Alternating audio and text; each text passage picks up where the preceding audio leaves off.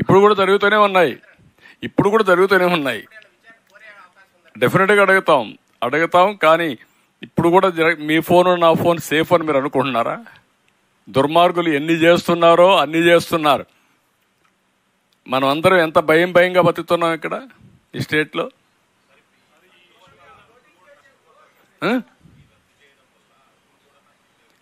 నిజమేనండి. ఏం చేయగలుగుతారు? అర్హులు నష్టపోతారు, అనర్హులకు ఉద్యోగాలు వచ్చాయి, ఎవరికి వచ్చాయి తెలియదు.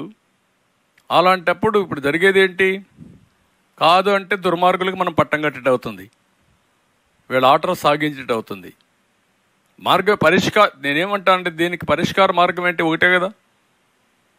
ఎవరైతే ఇలాంటి తప్పుడు పనులు చేశారో అలాంటి తప్పుడు పనులు మళ్ళా జరగకుండా ఉండాలంటే శాశ్వతంగా శిక్షించాలి. Punish them. How to punish? ఒకటి, చట్టపరంగా పనిష్ చేయడం. రెండు, రాజకీయ పరంగా పాతి పెట్టడం.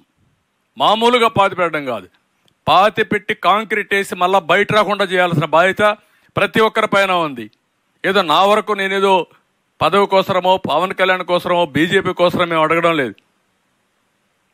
ఈరోజు జరిగే అవకతవకలు మీరు చూస్తే ఇంకా కూడా చెప్తున్నా, సిగ్గు కూడా లేకుండా వాలంటీర్స్ పంపించి మేము అది ఇస్తాం ఇది ఇస్తాం వాళ్లకు బ్రైబింగ్ చేసే పరిస్థితికి వస్తున్నారు. వాళ్ళకు కూడా చెప్పాం, ఇంటర్ఫియర్ కావద్దన్నాం.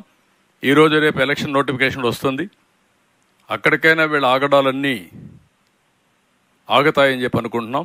కాకపోతే విల్ ఫేస్ ఇట్.